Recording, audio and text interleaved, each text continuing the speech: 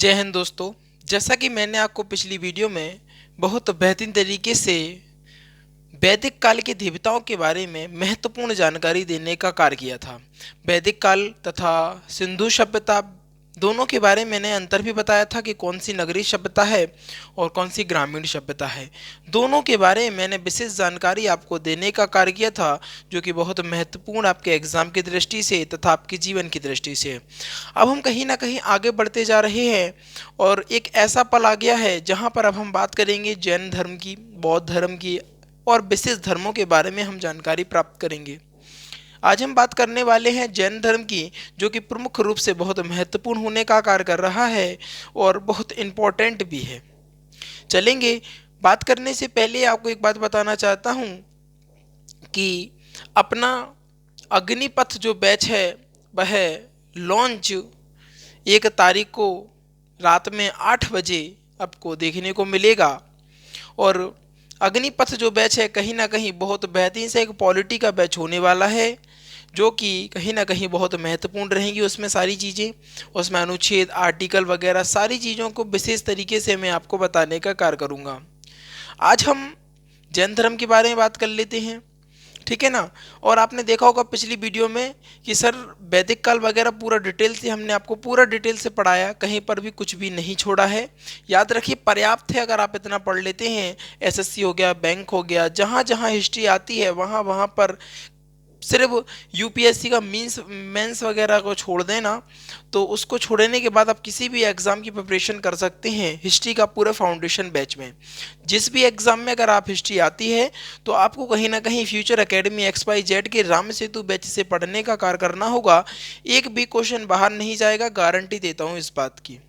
और जो विद्यार्थी नए हैं वो इस बात को रखें ध्यान में कि रेगुलर बने रहें, वीडियो को पूरा देखा करें, नोट्स बना लें और 2023 में हमसे गारंटी पेपर पर सिग्नेचर करवा लें कि नहीं सर 2023 में हमारी जॉब लगेगी। इस बात की मैं गारंटी दे रहा हूँ।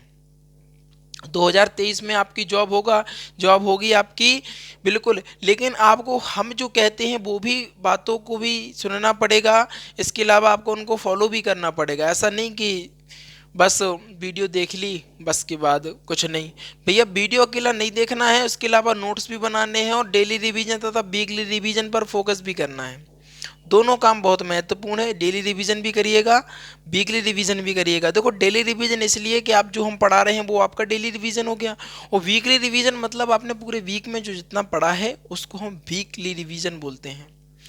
मुझे एक बात याद आ रही है, मैं आपको बताना चाहता हूँ कि कुछ लोग कहना है कि सर मेरा पढ़ने में मन नहीं लगता है, कहीं ना कहीं दिमाग में टेंशन हो जाती है।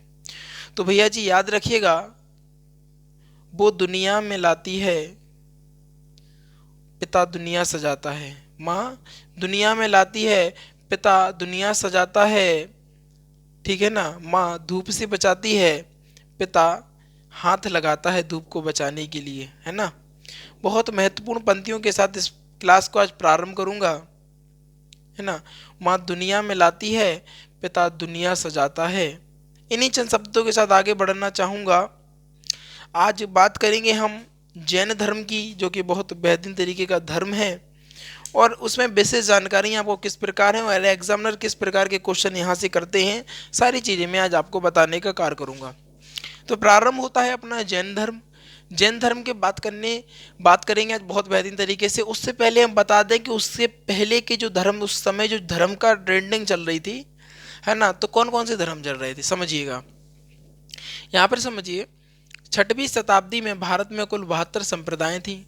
6वीं जो शताब्दी थी कहीं ना कहीं उसमें कुल 72 संप्रदायों का विकास हुआ। 72 संप्रदाएं जो थी उनका विकास हुआ, संप्रदायों का विकास हुआ, जिसमें जिसमें अगर हम बात करेंगे, जिसमें जैन धर्म, बौद्ध धर्म, आजीवक संप्रदाय तथा लिंगायत, कापलिक, शिव यानी शिव धर्म, वैष्णव धर्म प्रमुख रहे। प्रमुख की बारे में बात करेंगे, 72 धर्मों से थोड़ी ना क्वेश्चन आते हैं, 72 संप्रदायों से थोड़ी ना क्वेश्चन आते हैं जो 72 संप्रदाय पढ़े हम। देखो आपको बता दें, चीज़ें हमें उतनी पढ़नी है जितनी एग्जाम में आती हैं।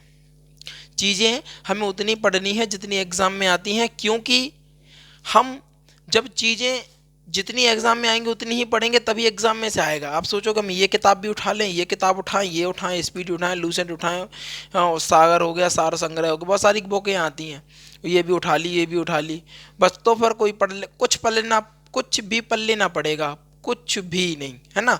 इससे अच्छा आप जो इम्पोर्टेंट है मैं यहाँ पे पहले ही पढ़ा दे रहा हूँ, पूरा डिटेल से पढ़ा दे रहा हूँ, कोई दिक्कत होगी नहीं, इस बात की गारंटी है। ठीक है। अब समझिएगा, 6वीं शताब्दी में भारत में कुल 72 संप्रदायों का विकास हुआ, जिसमें जैन धर्म, बौद्ध धर्म, आजीवक धर्म, शैव धर्म और तथा वैष्णव धर्म प्रमुख हैं। अगर हम जैन धर्म की अगर बात करें इसमें, तो जैन जो शब्द है संस्कृति के जीन शब्द से बना है। संस्कृत के जो जीन एक शब्द से बना हुआ है। जैन शब्द किससे बना हुआ है? संस्कृत का एक शब्द है जीन, उस शब्द से बना हुआ है, जिसका अर्थ होता है विजेता। संस्कृत में जीन का जो अर्थ होता है विजेता होता है। ठीक है ना। जैन धर्म का जो शब्द जैन है वो संस्कृत भाषा के जीन से लिया गया है, और इसका जो मतलब होता है उसका मतलब होता है विजेता। इसके बाद बात करेंगे हम, जैन धर्म के प्रमुख केंद्र बिंदु कौन सा था? कहना सर जी अहिंसा था। जैन धर्म के प्रमुख केंद्र बिंदु, जैन धर्म का जो प्रमुख बिंदु क्या हुआ करता था भैया जी, समझिए थोड़ा सा। जैन धर्म के प्रमुख केंद्र बिंदु अहिंसा था। उनका मानना था हमें अहिंसकवादी रहना चाहिए, हमें सदा शांति रहनी चाहिए हमारे दिमाग में, हमें विशेष प्रकार की चीज़ें, मतलब विशेष प्रकार की चीज़ों से दूर रहना चाहिए, जो फालतू की चीज़ें होती हैं ना उससे हमें दूर रहने का कार्य करना चाहिए। तो समझिए चीज़ें कहीं ना कहीं बहुत महत्वपूर्ण होती जा रही हैं। देखो, जैन जो धर्म था उनका प्रमुख उद्देश्य सिर्फ एकमात्र था, एक बिंदु था कि हमें अहिंसक रहना है, हमें युद्ध वगैरह नहीं करने हैं, हमें सदाचार के जीवन को व्यतीत करना है, हमें सदा सत्य बोलने का परिचय करना है। अब आगे हम बताएंगे कि किन लोगों ने यह विचार दिए, क्या हुआ, सारी चीज़ें आज हम बात करेंगे इस वीडियो में। तो समझिए यहाँ पर जैन धर्म का जो प्रमुख केंद्र हुआ करता था, प्रमुख जो बिंदु हुआ करता था वह अहिंसा हुआ करता था। इसका अगले पॉइंट की अगर बात करें, इस धर्म के जो संस्थापक थे वो थे ऋषभदेव। भैया जी बहुत महत्वपूर्ण क्वेश्चन आता है। इसके अलावा मैं बता दूं आरआरबी में, इसके अलावा आपको बता दूं जीडी वाले जो विद्यार्थी हैं आरपीएफ में विशेष प्रकार से यह क्वेश्चन पूछा गया है। समझिए इस धर्म के जो संस्थापक हैं वह ऋषभदेव हैं। जैन धर्म के संस्थापक कौन हैं? कहना सर जी जैन धर्म के ऋषभदेव, जैन धर्म के ऋषभदेव। देखो कन्फ्यूजन मत हो जाइएगा, दोनों चीज़ें मिलती जुलती, जैन धर्म बौद्ध धर्म दोनों मिलता जुलता धर्म है।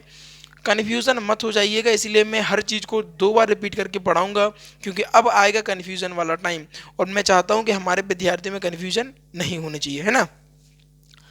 आते हैं टॉपिक पर। इस धर्म के संस्थापक जो थे वो ऋषभदेव थे, यानी जैन धर्म के जो संस्थापक हैं वो ऋषभदेव हैं। बताइए जैन धर्म के संस्थापक कौन है? कहना सर जैन धर्म के जो संस्थापक हैं वो ऋषभदेव हैं। इसके बाद अगर अगले पॉइंट की बात करें हम, तो जैन धर्म के प्रवर्तक को क्या बोलते थे? जैन धर्म के जो प्रवर्तक थे उनको हम तीर्थकर कहा जाता था। जैन धर्म के जो प्रवर्तक हुआ करते थे उन्हें हम तीर्थक कहते, क्या बोलते थे? तीर्थकर, है ना, जो तीर्थ यात्रा पर जाते हैं ना, जाते रहते हैं, तीर्थकर कहते थे। तीर्थकर का अर्थ होता था दुखों से परे संसार का रूप। देखो दुख परे संसार रूप सागर को पार करना, दुख से भरे संसार को पार करना क्या होता था? तीर्थकर। जो तीर्थार्थी होते हैं ना, तीर्थ पर जाते हैं भैया जी, सीधा सीधा तो है, कंफ्यूजन मत होइए। देखो मैं बार बार बता रहा हूं, तीर्थ यानी कोई तीर्थ स्थल, और तीर्थकर यानी जो तीर्थ करने वाला व्यक्ति, उसकी बात हो रही है। तो इसका जो अर्थ होता है दुखों से परे संसार रूप सागर को पार करना यानी मुक्ति की ओर अग्रसर होना। और इसके अलावा यह उनका विचार रहता था कि हमें इस संसार भरे दुख रूपी संसार में दोबारा जन्म ना लेना पड़े, इस प्रकार के कर्म करने हैं कि हमें इस दुख से भरे संसार में दोबारा जन्म ना लेना पड़े। ठीक है ना। तो ये इसीलिए कहते थे कि तीर्थकर का जो अर्थ होता था दुख से परे संसार के रूप सागर को पार करने वाला। ठीक है। इसके बाद बात करें अगले पॉइंट की, जैन धर्म के कुल 24 तीर्थकर थे। बहुत महत्वपूर्ण क्वेश्चन बनता है यहाँ से। जैन धर्म के भैया जी जो तीर्थकर थे वह 24 हुआ करते थे। 24 तीर्थकर माने जाते हैं, जिन्हें समय समय पर जैन धर्म के प्रचार प्रसार के लिए चुना गया। देखो प्रचार किए। देखो 24 तीर्थकर थे, है ना। 24 तीर्थकर जो थे, 24वें तीर्थकर महावीर थे, ठीक है ना। 24 आखिरी तीर्थकर थे। तो जो तीर्थकर हुआ करते थे भैया जी, याद रखिएगा एक बात को विशेष रूप से, कि तीर्थकर पूछे जाते हैं 22वें, 23वें, 21वें। तो सारे तीर्थकर तो हम आगे आगे आपको बताएंगे, दिक्कत कुछ नहीं होगी, ठीक है ना। तो भैया जी कुल जैन धर्म में जो के थे वो कुल तीर्थकर 24 हुआ करते, 24 माने जाते हैं, जो कि समय समय पर जैन धर्म का प्रचार प्रसार किया करते थे। जैसे कि आपको बता दें, हमारे धर्म का भी प्रचार प्रसार कथावाचक के रूप में वो प्रमुख कथावाचक हैं, है ना। एग्जाम्पल के तौर पर बोले देवकी नंदन, धीरेन्द्र महाराज, बहुत सारे हैं जो हमारे धर्म का प्रचार प्रसार करने का कार्य करते हैं। उसी प्रकार जैन धर्म में भी ऐसे तीर्थकर हुआ करते थे, यानी 24 तीर्थकर थे जिन्होंने अपने धर्म जैन धर्म का प्रचार प्रसार किया। क्लियर, पॉइंट क्लियर है ना। अगले अगर हम पॉइंट की बात करें तो जैन धर्म के 23वें तीर्थकर पारसनाथ थे, बहुत महत्वपूर्ण है और ये अधिकतर एग्जामों में पूछा गया है। अगर आप इसको इम्पोर्टेंट लिखने से संकोच कर रहे हैं तो अपने जीवन को आप समझ लीजिए गड्ढे में डालने का कार्य कर रहे हैं। बिल्कुल बहुत महत्वपूर्ण है ये क्वेश्चन, हर एग्जाम में आया भैया जी, हर एग्जाम में। इंपॉर्टेंट क्या, वेरी इंपॉर्टेंट लिख लो, सारा लिख दिया मैंने, इतने इतने एग्जामों में आया हुआ भी है और बहुत महत्वपूर्ण है। जैन धर्म के 23वें तीर्थकर कौन थे, कहना सर जैन धर्म के 23वें तीर्थकर पारसनाथ थे। कौन थे, पारसनाथ थे। जैन धर्म के 23वें तीर्थकर, कहना सर पारसनाथ, ठीक है। अगले पॉइंट की अगर हम बात करें, इनका जन्म वाराणसी के राजा अश्वसेन के यहाँ पर हुआ था, जो इक्ष्वाकुक वंश से हैं। इनका जो जन्म हुआ था भैया जी, इनका जो जन्म वाराणसी के राज्य में अश्वसेन की यहाँ हुआ था। वाराणसी के एक राजा थे, वाराणसी के राजा उस समय कौन था, कहना अश्वसेन थे। एक महत्वपूर्ण क्वेश्चन पूछा गया अभी घुमा के, उन्होंने इस प्रकार क्वेश्चन दे दिया कि बताइए पार्श्वनाथ के जन्म के समय वाराणसी में किस राजा का राज्य, कौन सा राजा राज्य करता था। तो भैया जी वो राजा थे अश्वसेन। अश्वसेन के यहाँ ये मतलब क्या बोलते हैं जन्म हुआ था इनका। अश्वसेन के यहाँ पर पारसनाथ का जन्म हुआ था, जो कि इक्ष्वाकुक वंश से संबंधित हैं, ठीक है। अगले पॉइंट की अगर हम बात करें, इन्हें झारखंड के सम्मेद शिखर पर ज्ञान प्राप्त हुआ। देखो महत्वपूर्ण चीजें आपको यहाँ से होंगी। देखो यहाँ पर इन्हें झारखंड के शिखर सम्मेद शिखर पर इन्हें ज्ञान प्राप्त हुआ, इसके कारण इस शिखर का नाम पारसनाथ शिखर रख दिया गया, क्योंकि इन्हें झारखंड के सम्मेद, महत्वपूर्ण क्वेश्चन है भैया जी, बहुत ज्यादा पूछा जाता है। इन्हें झारखंड के सम्मेद शिखर पर ज्ञान प्राप्त हुआ, इन्हें झारखंड के सम्मेद शिखर पर ज्ञान प्राप्त हुआ। ज्ञान प्राप्त होने के कारण सम्मेद शिखर का नाम परिवर्तित करके पारसनाथ चोटी रखा गया। देखो विशेष जगहें जैसे आपको बता दें हम, जैसे किसी जगह की अगर हम बात करें तो जैसे अगर हम वैष्णो देवी की बात करें तो वैष्णो देवी की जो गुफा है, यानी जहाँ पर माता रानी विराजमान हैं, तो वहाँ पर जो जगह जानी जाती है वो वैष्णो देवी के नाम से जानी जाती है, उनकी नाम पर ही वह जगह जानी जाती है।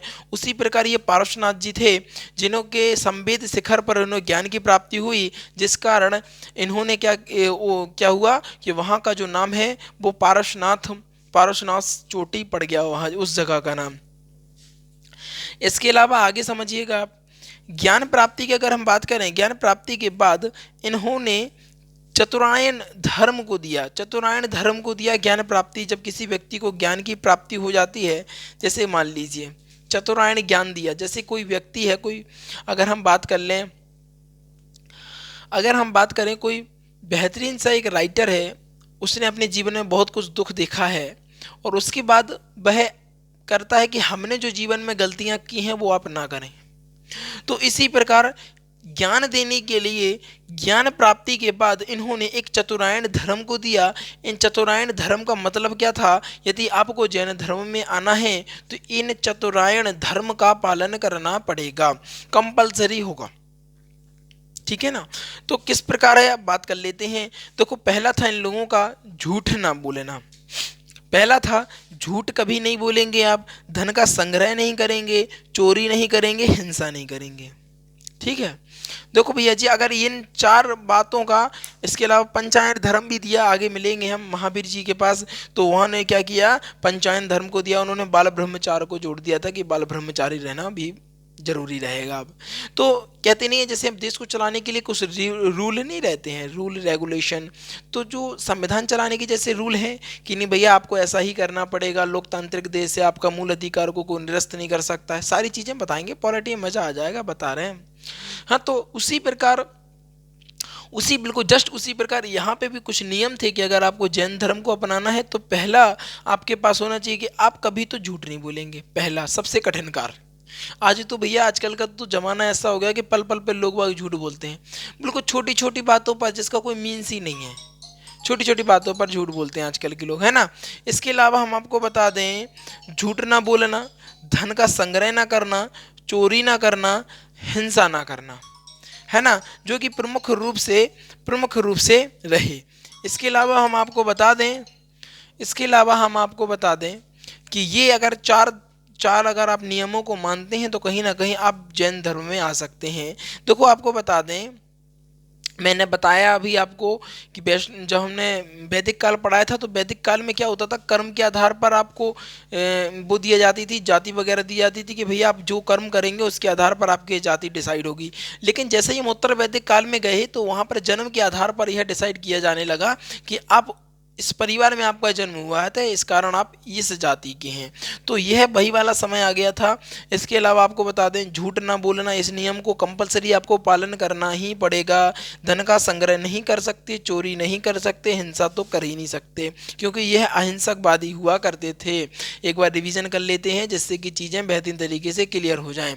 जैन धर्म 6वीं शताब्दी में भारत में कुल 72 संप्रदायों का विकास हुआ जिसमें जैन धर्म हो गया, बौद्ध धर्म हो गया, इसके अलावा आपको बोलें आजीवक संप्रदाय हो गया, वैष्णव धर्म हो गया, जैन, और इसके अलावा आपका शैव धर्म हो गया, शैव धर्म हो गया। इनके बारे में हमने प्रमुख प्रमुख धर्म रहे 72 संप्रदाय हैं, लेकिन प्रमुख रूप से यही महत्वपूर्ण है जो कि मैं आपको भी बता रहा हूँ। जैन धर्म की बात करें तो जैन धर्म का जो शब्दार्थिक अर्थ होता है वह जीन शब्द से बना होता है, जिसका अर्थ होता है विजेता। इसके अलावा अगर अगले पॉइंट की बात करें तो जैन धर्म का जो प्रमुख केंद्र बिंदु अहिंसा हुआ करता था। इस धर्म के संस्थापक ऋषभदेव थे। जैन धर्म जैन धर्म के प्रवर्तक को हम तीर्थकर कहा करते थे। तीर्थकर का अर्थ होता है दुख से परे संसार रूप सागर को पार करने वाला। जैन धर्म के कुल 24 तीर्थकर माने जाते हैं जो कि समय समय पर जैन धर्म के प्रचार एवं प्रसार करने का कार्य किया। जैन धर्म में 23वें तीर्थकर पार्श्वनाथ थे। इनका जो जन्म वाराणसी के राजा अश्वसेन के यहाँ हुआ था, जो कि इक्ष्वाकुक वंश से संबंधित हैं। इन्हें झारखंड के संवेद शिखर पर ज्ञान की प्राप्ति हुई थी, जिस कारण इन्हें संवेद शिखर का नाम बदलकर पार्श्वनाथ की चोटी रखा गया। ज्ञान प्राप्ति के बाद इन्होंने चतुरायन धर्म को दिया। चतुरायन धर्म का मतलब था, यदि आप पहला तो आप झूठ नहीं बोल सकते, दूसरा धन को संग्रहित नहीं कर सकते, तीसरा आप चोरी नहीं कर सकते, चौथा आप हिंसा नहीं कर सकते। कहीं ना कहीं आज की क्लास बहुत महत्वपूर्ण रही और हमें भी अपने इन चीज़ों को अपनाना चाहिए, लेकिन इनमें से प्रमुख रूप से आपको क्या अपनाना चाहिए? पहला, झूठ ना बोलें, कम से कम बोलें। देखो आज के समय में सभी गलत हैं, आज के समय में सभी गलत हैं, परंतु गलत कम वह व्यक्ति है जो कम गलत है वह ज़्यादा सही है। गलत तो सभी हैं लेकिन कम वाला वो ज़्यादा सही है। तो झूठ कम से कम बोलें, ऐसा तो हो ही नहीं सकता कि आप बोलेंगे नहीं, ये तो चलेगी ही नहीं। तो कम से कम बोलें, छोटी छोटी बातों पर झूठ मत बोला करें। इसके अलावा धन को संग्रहित देखो अवश्य करें। देखो मैं आपको बता दूं, ये हमारा पर्सनल ओपिनियन है, फिर आप जैसा सोचे, ठीक है। ये मेरा पर्सनल ओपिनियन है कि आपको धन को संग्रहित करके किसी ऐसे टाइम के लिए रखना चाहिए, ऐसा ना हो कोई आगे चल के कोई समस्या उत्पन्न होती है तो आपका अगर पास धन का संग्रह होगा तो आप कम से कम अपनी उस समस्या का समाधान तो कर सकेंगे। तो आप धन को संग्रहित भी कर सकते हैं, बस ये चोरी और हिंसा तो कर रही मत, जीवन में कष्ट उत्पन्न हो जाएगा, कुछ काम के नहीं रहेंगे, ठीक है ना। तो इसी के साथ वीडियो को समाप्त करना चाहूँगा। आज की वीडियो वाकई में बहुत बेहतरीन सी रही और क्लास से आज हमें बहुत कुछ सीखने को मिला। जैन धर्म से भी हमने बहुत कुछ सीखा। आगे भी हम कल इसी बारे में बात करेंगे हम, जैन धर्म के बारे को आगे कंटिन्यू करेंगे हम। ठीक है, इससे पहले आपको बता दें कि अपने दो बैच चलते हैं। पहला चलता है बाहुबली बैच, जो कि एक बायोलॉजी का बैच है, जो कि डेली दोपहर के 2 बजे आपको देखने को मिलता है। इसमें लगभग 70 वीडियो आपको देखने को मिलेंगी और बायोलॉजी भैया जी कंप्लीट होने वाली है। ठीक है, उसको जाके पूरा पढ़ सकते हैं। इसके अलावा आपको बता दें हमारा अपना एक बैच और है, जिसका है नाम राम सेतु बैच, जो कि हिस्ट्री का एक बेहतरीन सा फाउंडेशन बैच है। इसको भी आप ज्वाइन कर सकते हैं। इसकी वीडियो आपको डेली का डेली 4 बजे देखने को मिलती है। और 1 तारीख से लॉन्च होगा अपना पॉलिटी का एक बेहतरीन सा बैच, जो होगा अग्निपथ अग्निपथ अग्निपथ। ठीक है ना।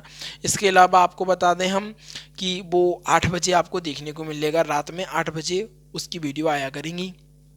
ठीक है, इन्हीं चंद शब्दों के साथ विदा लेना चाहूँगा। बशर्ते क्या है, आप डेली रिवीजन तथा वीकली रिवीजन पर फोकस करिएगा। ठीक है, पिता की फिक्र को फ़क्र में बदल रही हैं। 2030 में जॉब चाहिए ही है। 2023 का मतलब है विजय का परचम, एग्ज़ाम की खोपड़ी पर छेद। ठीक है ना। वहीं पर बिल्कुल एग्ज़ाम पर जब बैठे ना, तो क्वेश्चन जो आएंगे ना, जैसे ही जीके जीएस के क्वेश्चन आएंगे ना, थर थर काँपेंगे क्वेश्चन। इस बात की गारंटी दे रहा मैं, क्योंकि आपने पढ़ा भी तो कहाँ से है, फ्यूचर एकेडमी XYZ से, है ना। वे तो विजय का परचम लहराने वाले बैच है ना। तो इसी के साथ वीडियो को समाप्त करना चाहूँगा। जो विद्यार्थी नए हैं क्या करेंगे, हाँ बिल्कुल बिल्कुल, वीडियो को लाइक कर दिया करें, चैनल को सब्सक्राइब कर दें और शेयर करके आएँ अपने यार दोस्तों और चाहने वालों के साथ, क्योंकि आज की जो वीडियो थी कहीं ना कहीं बेहतरीन, गजब और लाजवाब होने का कार्य कर रही थी। इन्हीं चंद शब्दों के साथ बता लेना चाहूँगा। जीवन में आनंदित रहेगा और आगे बढ़ते रहिएगा। Thanks for watching. इसका स्क्रीनशॉट ले लीजिएगा, है ना। स्क्रीनशॉट ले लो जल्दी से फटाफट।